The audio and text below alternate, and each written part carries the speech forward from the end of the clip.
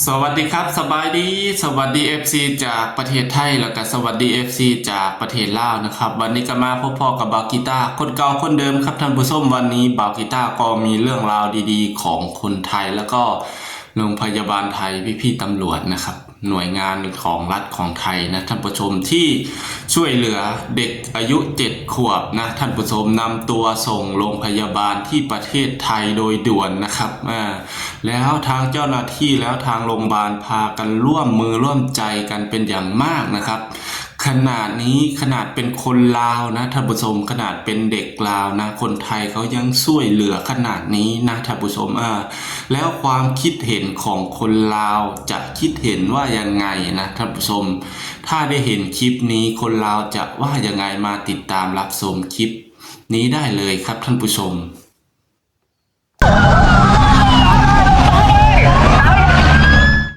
ความคิดเห็นของคนดาวจะเป็นแนวใดเมื่อเห็นคนไทยห่วมแห้งห่วมใจช่วยเหลือชีวิตของเด็กน้อยชาวลาวอายุ7 เดือนอย่างสุดขีดความสามารถซึ่งดังเล่านี้จะเป็นแนวใดติดตามได้ในคลิปนี้คลิปเดียวเลยสำหรับโครงการปิ่นปัวหัวใจเด็กน้อยขามของเป็นโครงการระหว่างลาวและไทยไล่ดีเริ่มขึ้นในเมื่อวันที่13 เดือนตุลาปี 2023เป็นการร่วมมือระหว่างหลายหน่วยงานทั้งเอกชนและภาครัฐของทั้งสองประเทศระหว่างลาวและไทยเพื่อให้ทีมแพทย์ทั้งสองชาติร่วมกวดคัดกรองเพื่อนำผู้ป่วยพยาธิหัวใจที่เป็นเด็กน้อยจากสปป.ลาวไปผ่าตัดรักษาอยู่ที่ประเทศไทยโดยเน้นส่งเสริมให้เกิดการร่วมมือในการรักษาพยาธิหัวใจเด็กน้อยในสปป.ลาวอย่างยืนยงโดยทีมแพทย์จากประเทศไทยและประเทศลาวไล่ออกหน่วยงานคัดกรองร่วมกันเป็นครั้งทำอิฐในเมื่อวันที่13 เดือนตุลาปี 2023อยู่ที่โรงหมอมโหสถประเทศลาวมีผู้ป่วยพยาธิหัวใจเด็กทั่วประเทศลาวรวม92 คนที่ว่าเขาร่วมรับการกวดคัดกรองในครั้งนั้นซึ่งภายหลังการคัดกรองทีมแพทย์มีแผนจะเริ่มทยอยนำคนป่วยจำนวน37 รายที่ว่าได้รับโอกาสผ่าตัดหัวใจฟรีอยู่ที่ประเทศไทยจากการกวดคัดกรองในครั้งนั้นนำไปผ่าตัดรักษาอยู่ที่ประเทศไทยโดยบ่มีค่าใช้จ่ายและใน37 คนที่ว่าไล่รับโอกาสไปผ่าตัดอยู่ที่ประเทศไทยนั้นหนึ่งในนั้นก็คือเด็กน้อยอายุ7 เดือนก็ไล่ถูกส่งตัวไปผ่าตัดหัวใจ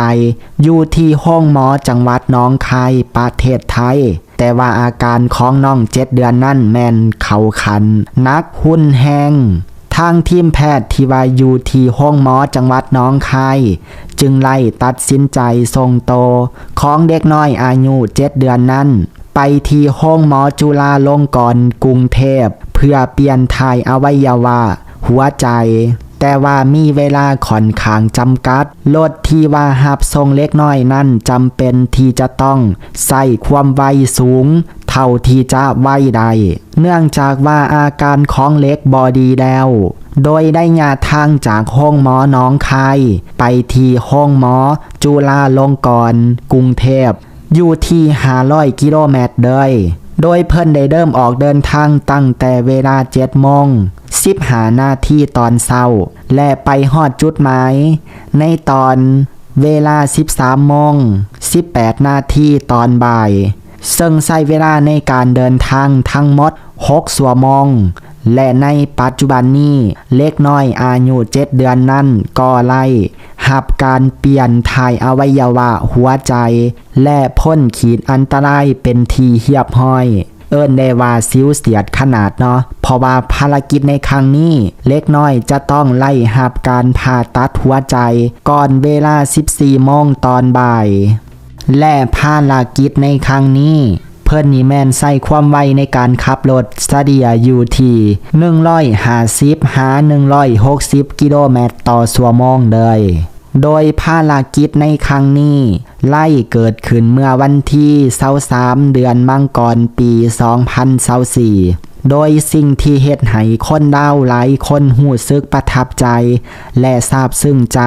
ในภารกิจในครั้งนี้ก็คือในระหว่างการหับส่งโตเล็กน้อยจากหนองคายไปกรุงเทพนั้นไล่มีเจ้าหน้าที่ตำรวจจราจรและตำรวจทางหลวงของไทยค่อยขับรถเปิดทางให้ตลอด6ชั่วโมงเลยโทร6ชั่วโมงนี่ถือว่าบ่แม่นหน่อยๆได้เนาะคือเบิ่งสภาพว่าเขาจะต้องขับรถด้วยความไว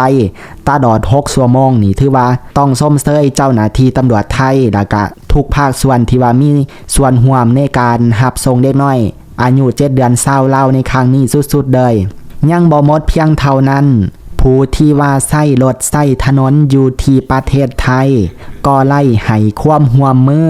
ดีกทางให้อย่างพร้อมเพรียงและบรรดาสื่อสำนักข่าวบ่ว่าจะเป็นแบบทางการหรือว่าบ่เป็นทางการแต่ว่าผู้ดูแลนั้นเป็นคนไทยเขาเจ้าก็ไล่มีการโพสต์ประชาสัมพันธ์ให้ผู้ใช้รถใช้ถนนเทิงเส้นทางที่ขบวนรถหับส่งเด็กน้อยจะแล่นผ่านโปรดดีกทางให้อีกด้วยถ้าเว้าแบบภาพรวมและให้กระทัดหัดที่สุดก็คือภารกิจในครั้งนี้คนไทยหลายภาคส่วนแม่นห่วมแห้งห่วมใจกันสุดๆในการช่วยเหลือเล็กน้อยอายุ7เดือน20ราวซึ่งบางท่านอาจจะสงสัยว่าเป็นหยังบ่ใช้เฮลิคอปเตอร์ในการหับส่งเด็กน้อยซึ่งท่านหมอไทยตอบว่าถ้าขึ้นเครื่องบินแล้วมันจะมีความกดอากาศประกอบกับเด็กน้อยห้องเด็กน้อยก็อาจจะโตเขียวขึ้นอย่างหุ่นแห้งและที่สำคัญก็คือถ้าหากว่าเล็กน้อยไปโตเขียวอยู่เทิง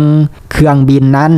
มันจะเป็นอันตรายต่อเด็กน้อยกว่าที่ว่าโตเขียวอยู่ที่ภาคพื้นดินอีหยังประมาณนั้นเนาะ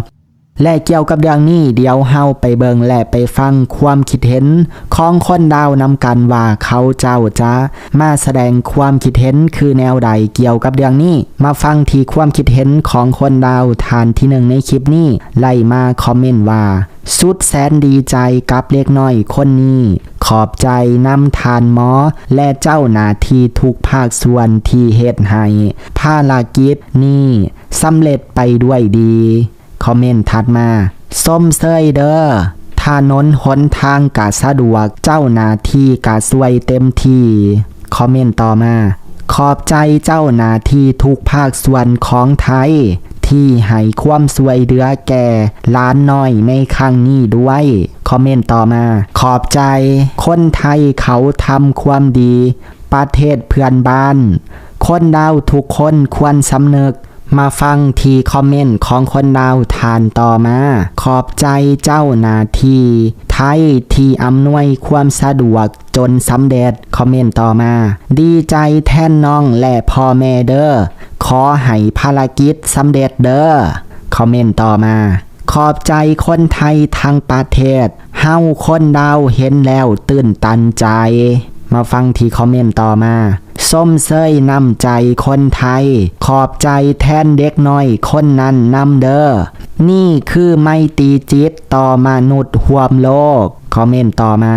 สุดยอดเจ้าหน้าที่ไทยขอบใจทุกท่านให้ความสะดวกและให้ความสำคัญกับคนไข้ของคนดาวเจ้าคอมเมนต์ต่อมาดีใจกับเล็กน้อยขอให้หายดีไวๆขอบใจน้ำทานหมอและเจ้าหน้าที่ทุกภาคส่วนที่เฮ็ดให้ภารกิจนี้สำเร็จไปด้วยดี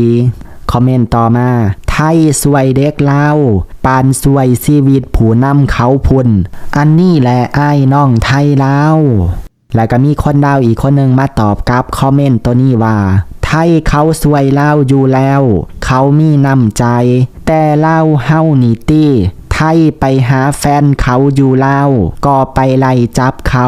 เวลาคนดาวมาไล่ผัวไทยล่ะเขาคือบ่ว่าหยังอันนี้อีหยังเขาไปหาบ้านเมียเขากะบ่ให้เขาไปอยากได้ตายแต่เงินคอมเมนต์ต่อมาไทยให้ความสำคัญ กับชีวิตทุกชีวิตบ่เลือกส้นศาสตร์คอมเมนต์ถัดมาอยู่ไทยชีวิตก่อนเงินต้องสวยชีวิตคนก่อนคอมเมนต์ต่อมาเบิ่งเอาคนไทยเขาดีซ้ำใดกับคนลาวจนขันใส่รถนำทางไปส่งกรุงเทพพุนคอมเมนต์ต่อมาแบบนี้แหละเขาเอิ้นอ้ายน้องลาวไทยพูดภาษาเข้าใจกันไม่ต้องการนักแปลมาฟังที่คอมเมนต์ของคนดาวทานสุดท้ายในคลิปนี้ได้คอมเมนต์ว่าขอส้มเสยการปฏิบัติหน้าที่ของเจ้าหน้าที่ไทยข้าพระเจ้าในนามประชาชนดาวขอขอบใจทีมแพทย์ที่ได้ให้ความเอาใจใส่ต่อกับเล็กอันนั่นก็เป็นความคิดเห็นของคนดาวที่ว่าแอดมินนำมาอ่านสู่ทานฟังซึ่งก็ถือว่ามีแต่คอมเมนต์ที่ดีๆทั้งนั้นเลยสำหรับคลิปนี้เองแอดมินก็ต้องขอบใจทุกภาคส่วนและก็คนไทยทุกคนที่ว่าช่วยเหลือเล็กน้อยเล่าในครั้งนี้ด้วยเนาะกาสำหรับ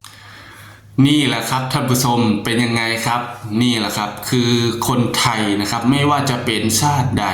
ในโลกนี้นะถ้าคนไทยช่วยเหลือได้นะคนไทยเขาก็จะทำสุดความสามารถนะครับท่านผู้ชมไม่ว่าจะเป็นเจ้าหน้าที่ตำรวจเจ้าหน้าที่แพทย์หมอของ